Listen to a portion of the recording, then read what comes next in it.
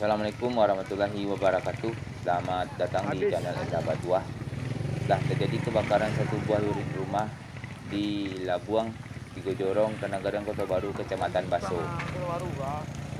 Kebakaran ini terjadi pada tanggal 5 April 2021 jam 2 siang. Penyebab kebakaran ini kemungkinan terjadi disebabkan oleh arus pendek aliran listrik. Alhamdulillah, tidak ada korban jiwa dalam kebakaran ini. Menurut informasi dari masyarakat setempat, pemilik rumah Ninel saat terjadi kebakaran dia sedang berada di rumah sakit. Semoga Ninel diberi ketabahan atas musibah yang terjadi pada beliau. Akhir kata saya ucapkan terima kasih. Assalamualaikum warahmatullahi wabarakatuh.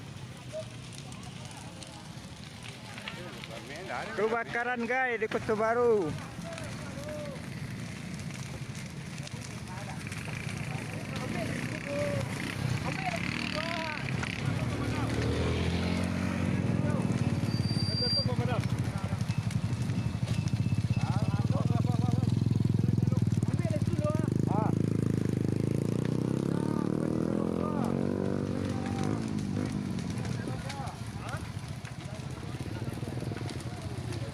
Kebakaran guys di Kota Baru, di Labuang.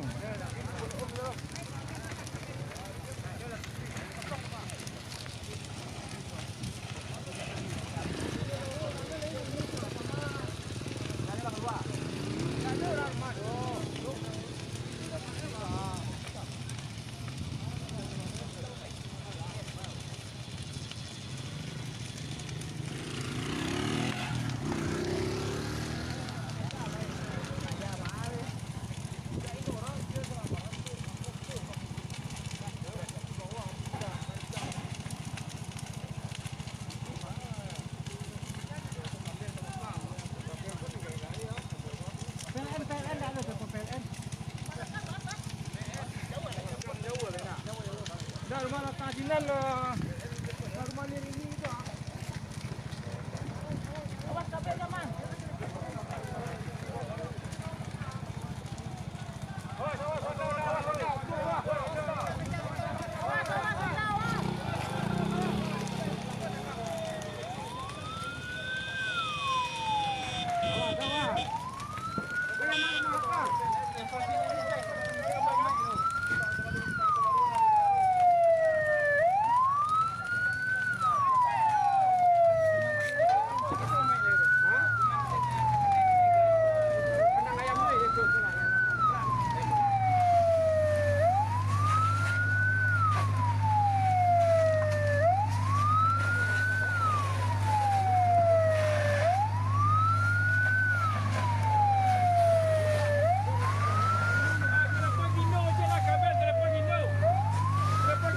Kabel. Sudah tidur.